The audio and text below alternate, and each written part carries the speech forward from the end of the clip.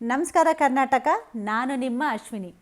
ಯಾವತ್ತಿನಂತೆ ಗಿಗಲ್ up film ಎಕ್ಸ್ಪೋಲಿ ನಾವು ಮತ್ತೊಂದು film ತಂದಿದ್ದೀವಿ. ಎಲ್ಲರಿಗೂ ಬ್ಲ್ಯಾಕ್ ಮ್ಯಾಜಿಕ್ ಡೀಮನ್ಸ್ ಅಂದರೆ ತುಂಬ ಇಷ್ಟ ಅಲ್ವಾ? ಎಷ್ಟು ನಿಜನೋ ಏನೋ ಗೊತ್ತಿಲ್ಲ, ಆದರೆ ನೋಡೋಕ್ಕೆ ಮಾತ್ರ ತುಂಬ ಇಂಟ್ರೆಸ್ಟಿಂಗ್ ಆಗಿರುತ್ತೆ. ನನಗೂ ಕೂಡ ತುಂಬ ಇಷ್ಟ. ಸೊ ಇವತ್ತು 2022 released horror fantasy based movie the legions ಬಗ್ಗೆ ಮಾತಾಡ್ತೀವಿ. ಶುರು ಮಾಡೋಣ. ಶುರು ಮಾಡೋ ಮೊದಲು ಬೆಲ್ ಬಟನ್ ಸ್ಮ್ಯಾಶ್ ಮಾಡಿ, ಸಬ್ಸ್ಕ್ರೈಬ್ ಮಾಡಿ. ಆ್ಯಂಟೋನಿಯೋಯಿಂದ ಮೂವಿ ಶುರು ಆಗುತ್ತೆ. ಆ್ಯಂಟೋನಿಯೋ ಒಬ್ಬ ವಿಚ್ ಡಾಕ್ಟರ್, ಭೂತ ವೈದ್ಯ ಅಂತ ಕೂಡ ಹೇಳ್ಬೋದು. ಬೇಕಾದಷ್ಟು ಜನರ ಒಳಗಡೆಯಿಂದ ಭೂತನ ಬಿಡಿಸಿದ್ದಾನೆ ಅಂತ ಹೇಳ್ತಾನೆ. ಅವರ ಕುಟುಂಬದಲ್ಲಿ ಎಲ್ಲರೂ ವಿಚ್ ಡಾಕ್ಟರ್ಸ್ ಆ್ಯಂಡ್ ಎಕ್ಸ್ಪರ್ಟ್ಸ್. ಒಂದಿನ ಜನರಿಗೆ ಒಂದು ಪೊಸೆಸ್ ಆದ ಹುಡುಗಿ ಸಿಗ್ತಾಳೆ. ತುಂಬ ಒದ್ದಾಡ್ತಿರ್ತಾಳೆ. ಆ್ಯಂಟೋನಿಯೋ ನೋಡಿದಾಗ ಅವಳು ಪ್ರಜ್ಞೆ ತಪ್ತಾಳೆ. ಆ್ಯಂಟೋನಿಯೋ ಅವಳ ಹತ್ರ ಹೋಗಿ ಮಂತ್ರ ಹೇಳಿದಾಗ ಕಣ್ಣು ಓಪನ್ ಮಾಡ್ತಾಳೆ. ಒಳಗಿರುವ ದೆವ್ವ ಆ್ಯಂಟೋನಿಯೋನ ಅಟ್ಯಾಕ್ ಮಾಡುತ್ತೆ. ಆ್ಯಂಟೋನಿಯೋ ಪವರ್ಫುಲ್ ಮಂತ್ರ ಹೇಳಿ ಅದನ್ನು ವಶ ಮಾಡ್ತಾನೆ. ಇಲ್ಲಿಂದ ಸ್ಟೋರಿ ಡಿಫ್ರೆಂಟ್ ಟೈಮ್ ಲೈನಲ್ಲಿ ನಡೆಯುತ್ತೆ. ತುಂಬ ವರ್ಷಗಳಾಗಿದೆ. ಆ್ಯಂಟೋನಿಯೋ ಓಲ್ಡ್ ಆಗಿದ್ದಾನೆ. ಅವನು ಇವಾಗ ಹುಚ್ಚ ಆಸ್ಪತ್ರೆಯಲ್ಲಿ ಇದ್ದಾನೆ. ಅವನ ಕತೆ ಅಜ್ಜಿಗಳಿಗೆ ಹೇಳ್ತಿದ್ದಾನೆ. ಆಶ್ಚರ್ಯವಾಗಿ ಅಜ್ಜಿ ಅಂದರು, ಆ ಕಾಲದಲ್ಲಿ ನಿಜವಾಗ್ಲೂ ಅಷ್ಟೊಂದು ದೆವ್ವಗಳಿತ್ತ? ನಿಜವಾಗ್ಲೂ ಪೊಸೆಸ್ ಆದವ್ರನ್ನ ಕ್ಯೂರ್ ಮಾಡ್ತಿದ್ನ ಅಂತ ಕೇಳ್ತಾರೆ. ಆ್ಯಂಟೋನಿಯೋ ಆಗ ಹೇಳ್ತಾನೆ, ಅವರು ಲೆಜೆಂಡ್ಸ್ ಆಗಿದ್ರು, ಒಂದು ಗ್ರೂಪ್ ಆಫ್ ಡೀಮನ್ ಹಂಟರ್ಸ್ ಕೂಡ ಆಗಿದ್ರು ಅಂತ. ಅವ್ನ ಮಾತು ಮುಗಿಸೋ ಅಷ್ಟರಲ್ಲಿ ಡಾಕ್ಟರ್ ಬಂದು ಅವನ್ನ ಕರ್ಕೊಂಡು ಹೋಗ್ತಾರೆ. ಇಲ್ಲಿ ನಮಗೆ ಯಾಕೆ ಆ್ಯಂಟೋನಿಯೋ ಇಲ್ಲಿದ್ದಾನೆ ಅಂತ ಗೊತ್ತಾಗತ್ತೆ. ಅವನು ಅಪ್ಪಿ ತಪ್ಪಿ ಒಬ್ಬನ್ನ ಸಾಯಿಸಿರ್ತಾನೆ. ಪೊಲೀಸ್ ಅವರು ಇನ್ವೆಸ್ಟಿಗೇಟ್ ಮಾಡಿದಾಗ ಅವ್ರಿಗೆ ತಾಂತ್ರಿಕ್ ಮತ್ತು ಬ್ಲ್ಯಾಕ್ ಮ್ಯಾಜಿಕ್ ಸ್ಟಫ್ ಸಿಕ್ಕಿರುತ್ತೆ. ಅವ್ರು ಈ ಮನುಷ್ಯ ಮೆಂಟಲ್ ಕಂಡೀಷನ್ ಸರಿ ಇಲ್ಲ ಅಂತ ಅಂದ್ಕೊಂಡು ಇಲ್ಲಿ ಹಾಕಿರ್ತಾರೆ. ಆ್ಯಂಟೋನಿಯೋ ಜನರ ಜೊತೆ ಅವನ ಕತೆಗಳು ಶೇರ್ ಮಾಡ್ತಿರ್ತಾನೆ.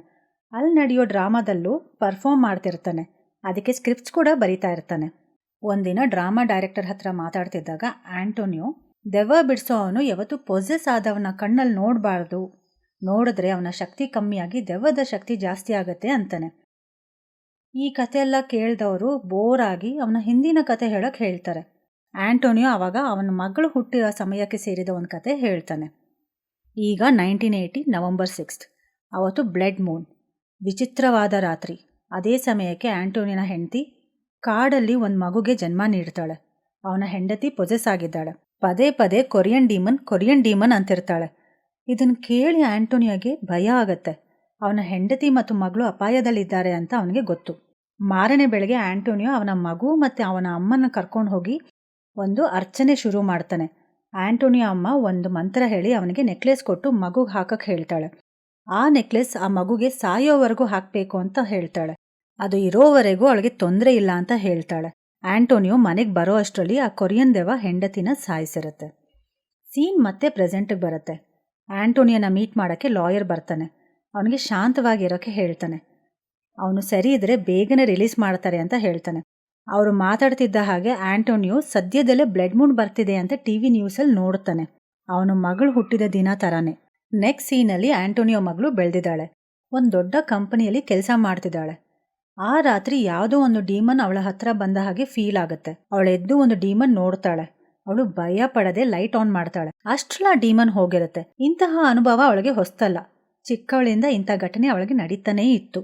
ಮಾರನೇ ದಿನ ಕ್ಲಾರಾ ಅನ್ನೋ ಹುಡುಗಿ ಆ್ಯಂಟೋನಿಯೋನ ಮೀಟ್ ಮಾಡ್ತಾಳೆ. ಅವಳಿಂದ ಆ್ಯಂಟೋನಿಯೋಗೆ ಅವಳ ಅಮ್ಮ ಕಳಿಸಿದ ಒಂದು ಮೆಸೇಜ್ ಕೊಡ್ತಾಳೆ. ಆ ಮೆಸೇಜಲ್ಲಿ ಬ್ಲಡ್ ಮೂನ್ ರಾತ್ರಿ ಎಲ್ಲ ಡೀಮನ್ಸ್ ಒಟ್ಟಾಗಿ ಮಗಳನ್ನ ಬಲಿ ಕೊಡ್ತಾರೆ ಅಂತ ಇರುತ್ತೆ. ಅದರ ಮೊದಲೇ ಅವರು ಡೀಮನ್ಸ್ನ ಸಾಯಿಸಿ ಮಗಳನ್ನ ಸೇವ್ ಮಾಡಬೇಕು ಅಂತ ಬರ್ದಿರತ್ತೆ. ಆ್ಯಂಟೋನಿಯೋ ಆಸ್ಪತ್ರೆಯಿಂದ ಓಡ್ ಹೋಗೋ ಪ್ಲಾನ್ ಮಾಡ್ತಾನೆ. ಗಾರ್ಡ್ಸಿಂದ ಎಸ್ಕೇಪ್ ಆಗ್ತಾ ಅವನ ಸ್ಟೋರಿ ಶೇರ್ ಮಾಡ್ತಿದ್ದಾಗ ಅಜ್ಜಿ ಹತ್ರ ಬರ್ತಾನೆ. ಆ ಅಜ್ಜಿ ಮಗಳು ಹುಟ್ಟಿದ ಮೇಲೆ ಏನಾಯಿತು ಅಂತ ಕೇಳ್ತಾಳೆ. ಆ್ಯಂಟೋನಿಯೋ ಆಗ ಹೇಳ್ತಾನೆ, ಅವನ ಬ್ಲಡ್ಡಲ್ಲಿ ಆನ್ಸೆಸ್ಟರ್ಸಿಂದ ಬಂದ ತುಂಬ ಪವರ್ ಇತ್ತು, ಆದರೆ ಹೆಂಡತಿ ಸತ್ತ ಮೇಲೆ ದುಃಖದಲ್ಲಿದ್ದು ಆ ಪವರ್ಸ್ ಕಮ್ಮಿ ಆಗ್ತಾ ಬಂತು ಅಂತ. ಅದೇ ಸಮಯಕ್ಕೆ ಡೀಮನ್ಸ್ ಪವರ್ಫುಲ್ ಆಗ್ತಾ ಬಂತು. ಅವನ ಕಾನ್ಫಿಡೆನ್ಸ್ ಕೂಡ ಕಮ್ಮಿ ಆಗ್ತಾ ಬಂತು. ಆದರೆ ಅವನಿಗೆ ಮಗಳು ಕೂಡ ಅದೇ ಪವರ್ಸ್ ಕ್ಯಾರಿ ಮಾಡ್ತಿದ್ದಾಳೆ ಅಂತ ಗೊತ್ತಾಯಿತು. ಒಂದಿನ ಆ ಕೊರಿಯನ್ ಡೀಮನ್ ಮಗಳನ್ನ ಅಟ್ಯಾಕ್ ಮಾಡಿ ಆ ನೆಕ್ಲೆಸ್ ತಗೊಂಡು ಹೋಯ್ತು ಅಂತ ಹೇಳ್ತಾನೆ. ಅದರಿಂದ ಇಬ್ಬರು ಪವರ್ಸ್ ಕೂಡ ವೀಕ್ ಆಗ್ತಾ ಬಂತು ಅಂತ ಹೇಳ್ತಾನೆ. ಅವತ್ತಿನಿಂದ ಹುಡುಗಿಯ ಬಿಹೇವಿಯರ್ ಕೂಡ ಚೇಂಜ್ ಆಗ್ತಾ ಬಂತು. ಅದಕ್ಕೆ ಅವರು ಕಾಡಿನಿಂದ ಶಿಫ್ಟ್ ಆದರು. ಅಲ್ಲಿವರೆಗೂ ಅವರು ಕಾಡಲ್ಲೇ ವಾಸ ಮಾಡ್ತಿದ್ರು. ಅವರಿಗೆ ಸಿಟಿ ಲೈಫ್ಗೆ ಶಿಫ್ಟ್ ಆಗೋದು ಈಸಿ ಇರಲಿಲ್ಲ ಅಂತ ಹೇಳ್ತಾನೆ. ಆದರೆ ಶಿಫ್ಟ್ ಆದಮೇಲೂ ಅವನ ಪ್ರಾಕ್ಟೀಸ್ ಬಿಟ್ಟಿಲ್ಲ. ಸುಮಾರು ದೆವ್ವ ಹಿಡಿದಿದ್ದ ಜನರಿಗೆ ಹೀಲ್ ಮಾಡ್ದ ಅಂತ ಹೇಳ್ತಾನೆ.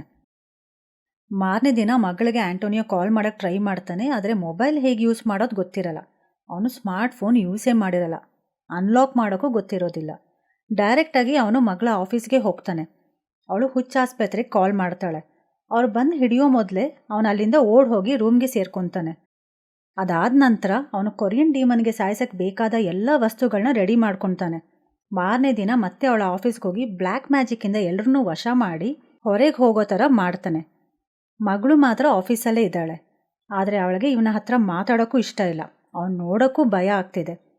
ಆ್ಯಂಟೋನಿಯೋ ಅವಳಿಗೆ ಕೊರಿಯನ್ ಡೀಮನ್ ಬಗ್ಗೆ ಹೇಳಿ ಅದೊಂದು ಹ್ಯೂಮನ್ ಸ್ಯಾಕ್ರಿಫೈಸ್ ಮಾಡಿ ಈ ವರ್ಲ್ಡ್ನ ಟೇಕ್ ಓವರ್ ಮಾಡಬೇಕು ಅಂತ ಇದೆ ಅಂತ ಎಕ್ಸ್ಪ್ಲೇನ್ ಮಾಡ್ತಾನೆ. ಆದರೆ ಮಗಳಿಗೆ ಅವನು ಏನು ಹೇಳಿದ್ರೂ ಭಯ ಆಗ್ತಿದೆ. ಅಲ್ಲಿಂದ ಹೋಗೋಕ್ಕೆ ಹೇಳ್ತಾಳೆ. ಅವನಿಗೆ ಬೇಜಾರಾಗಿ ರೂಮ್ಗೆ ವಾಪಸ್ ಬರ್ತಾನೆ. ಮಗಳಿಗೆ ಅವಳ ಬ್ಲಡ್ಡಲ್ಲಿರೋ ಪವರ್ ಗೊತ್ತಾಗಬೇಕು. ಗೊತ್ತಾದರೆ ಡೀಮನ್ ಪವರ್ ವೀಕ್ ಆಗಿ ಅವ್ರು ಈಸಿಯಾಗಿ ಅದನ್ನ ನಾಶ ಮಾಡ್ಬೋದು. ಆದರೆ ಅವನನ್ನು ಮಗಳು ನಂಬೋಕೆ ಶುರು ಮಾಡಬೇಕು. ಕ್ಲಾರಾ ಅವನಿಗೆ ಹೋಲಿ ವಾಟರ್ ಕೊಡ್ತಾಳೆ. ಅದು ಡೀಮನ್ಸಿಂದ ಸುರಕ್ಷಿತವಾಗಿಡುತ್ತೆ ಅಂತ ಹೇಳ್ತಾಳೆ. ಅವಳು ಹೋದ್ಮೇಲೆ ಆ್ಯಂಟೋನಿಯೋ ಅವಳ ಮಗಳಿಗೆ ಅವಳ ಪವರ್ಸ್ ಅರ್ಥ ಆಗೋ ಹಾಗೆ ರಿಚುವಲ್ ಶುರು ಮಾಡ್ತಾನೆ. ಆ ಡೀಮನ್ ಆ್ಯಂಟೋನಿಯೋ ಲಾಯರ್ ರೂಪದಲ್ಲಿ ಮಗಳ ರೂಮ್ಗೆ ಹೋಗುತ್ತೆ.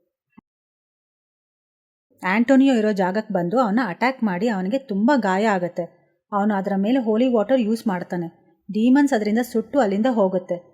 ಸಡನ್ನಾಗಿ ಹುಚ್ಚಾಸ್ಪತ್ರೆಯಿಂದ ಜನರು ಬಂದು ಇಂಜೆಕ್ಷನ್ ಕೊಟ್ಟು ಅವನ್ನ ಕರ್ಕೊಂಡು ಹೋಗ್ತಾರೆ. ಆ್ಯಂಟೋನಿಯೋಗೆ ಹುಚ್ಚು ಜಾಸ್ತಿ ಆಗಿದೆ ಅಂದ್ಕೊಂಡು ಅವನ್ನ ಕಟ್ ಹಾಕ್ತಾರೆ. ಮಾರನೇ ದಿನ ಬ್ಲಡ್ ಮೂನ್ ಆಗಿರುತ್ತೆ. ಡೀಮನ್ ವಾಪಸ್ ಬರುತ್ತೆ. ಅದಿನ್ನೂ ಲಾಯರ್ ವೇಷದಲ್ಲಿ ಆ್ಯಂಟೋನಿಯೋ ಮಗಳ ಹತ್ರ ಬರುತ್ತೆ. ಆ ಲಾಯರ್ ಫ್ಯಾಮಿಲಿ ಫ್ರೆಂಡ್ ಆಗಿರೋದ್ರಿಂದ ಮಗಳಿಗೆ ಅನುಮಾನ ಬರೋದಿಲ್ಲ. ಅವಳಿಗೇನೋ ಕುಡಿಯೋಕ್ಕೆ ಕೊಟ್ಟು ಅವಳು ಪ್ರಜ್ಞೆ ತಪ್ಪಿ ಬೀಳ್ತಾಳೆ. ಅದು ಬ್ಲ್ಯಾಕ್ ಮ್ಯಾಜಿಕ್ ರಿಚುವಲ್ ಶುರು ಮಾಡುತ್ತೆ. ಇನ್ನೊಂದು ಕಡೆ ಆಸ್ಪತ್ರೆಯಲ್ಲಿ ನರ್ಸ್ ಆ್ಯಂಟೋನಿಯೋ ವಸ್ತುಗಳನ್ನ ಚೆಕ್ ಮಾಡಿದಾಗ ಹೋಲಿ ವಾಟರ್ ಸಿಗುತ್ತೆ. ಏನೋ ಜ್ಯೂಸ್ ಅಂದ್ಕೊಂಡು ಅದನ್ನ ಕುಡಿತಾಳೆ.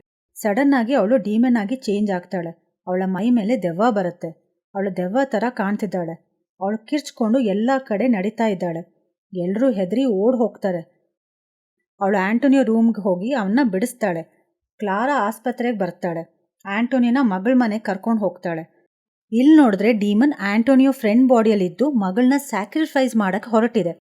ಸಡನ್ನಾಗಿ ಮಗಳಿಗೆ ಎಚ್ಚರ ಆಗುತ್ತೆ. ಅವಳು ಒಂದು ನೈಫ್ ತೊಗೊಂಡು ಅವನಿಗೆ ಚುಚ್ಚಿ ಟೆರೆಸ್ಗೆ ಹೋಗಿ ಬಚ್ಚಿಡ್ಕೊತಾಳೆ. ಆ್ಯಂಟೋನಿಯೋ ಮತ್ತು ಕ್ಲಾರಾ ವೆಪನ್ಸ್ ಜೊತೆಗೆ ಅಲ್ಲಿ ಬರ್ತಾರೆ.